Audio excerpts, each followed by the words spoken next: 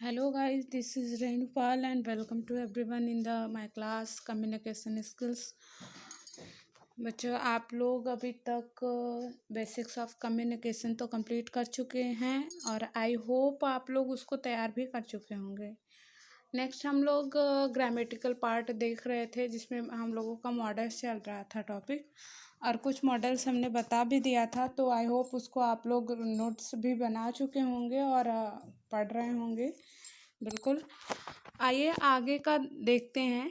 जो भी छूटा हुआ था हमने कहा था ना कि अगले वीडियो में हम उसको तैयार करेंगे, तो आज के वीडियो में हमारा बचा हुआ जो मॉडल्स था आज हम उसके बारे में पढ़ेंगे।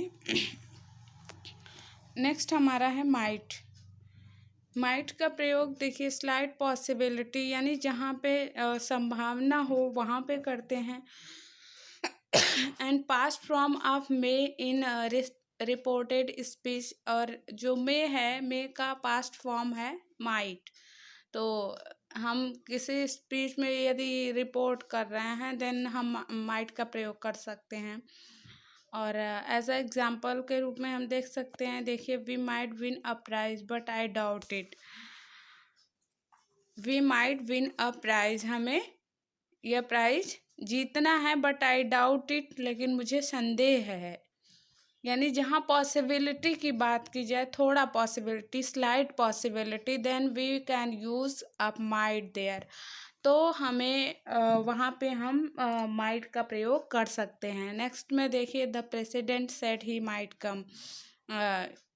तो प्रेसिडेंट ने क्या रिपोर्ट किया था स्पीच में? उन्होंने स्पीच देते समय ये कहा कि हाँ हो सकता है मैं आऊँ।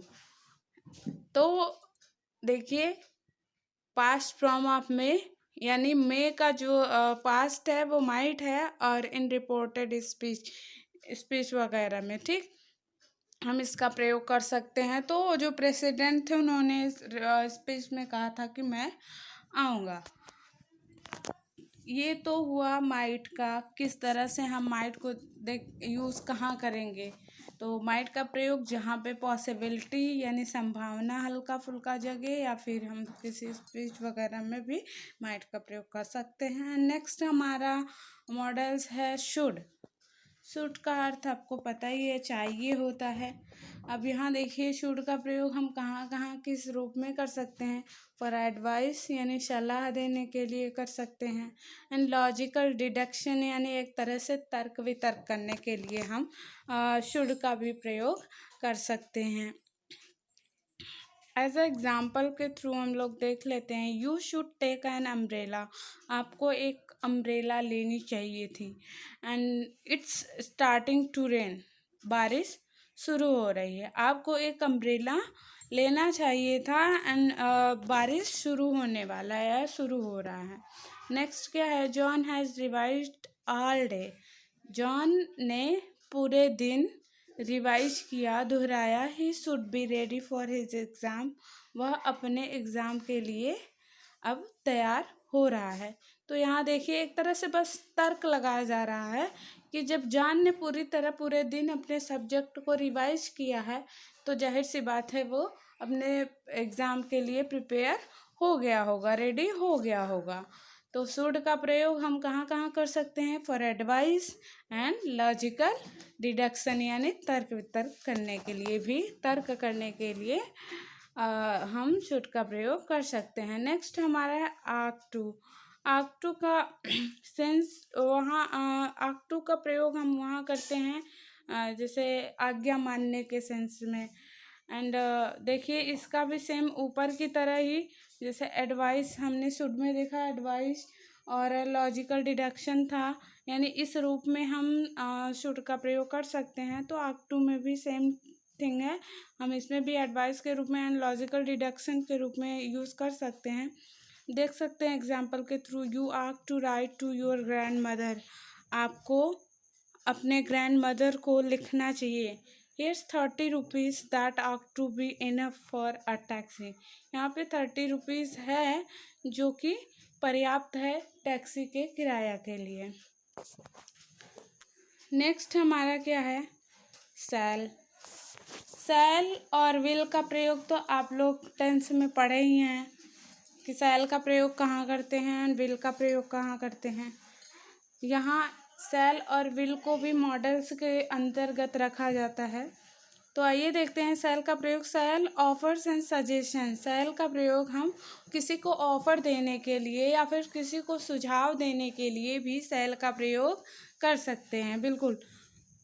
एंड नेक्स्ट क्या है, with and I, with I and we, यानी हम जो भी सजेस्ट करेंगे, ऑफर्स देंगे, वो तो ठीक है, लेकिन हम जनरली इसका प्रयोग सेल का आई और वी के साथ ही करेंगे। इसको टेंस में आप लोग बहुत अच्छे से पढ़े होंगे। तो आई और वी के साथ हम हमेशा सेल का प्रयोग करते हैं। और सेल का प्रयोग मुख्यतः हम वहाँ कर सकते हैं यदि किसी को ऑफर्स देना हुआ और सजेशंस देना हुआ। ये सिर्फ मॉडल्स के रूप में, हर जगह ऐसा नहीं है, टेंस में ऐसा नहीं है, लेकिन ये मॉडल्स के रूप में हम कहाँ सेल का प्रयोग कर सकते हैं ये देखना है।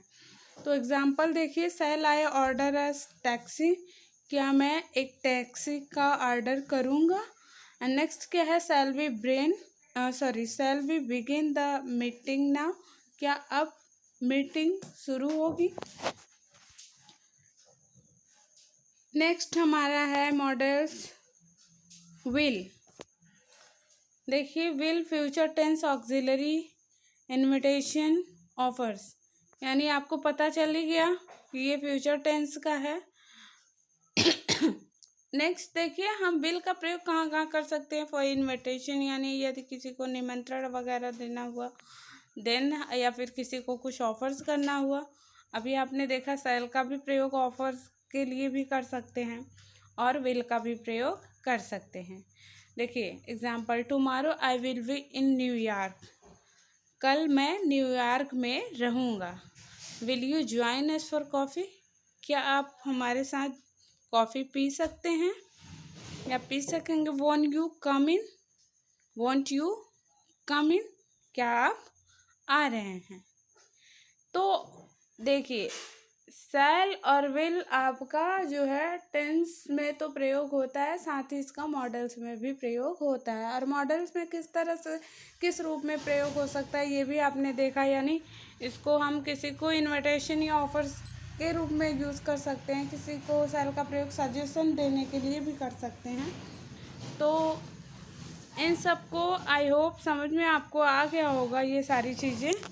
और इसको एक बार नहीं 2 बार आप लोग देख लीजिए, 3 बार देख लीजिए, ताकि अच्छे से समझ में आ जाए।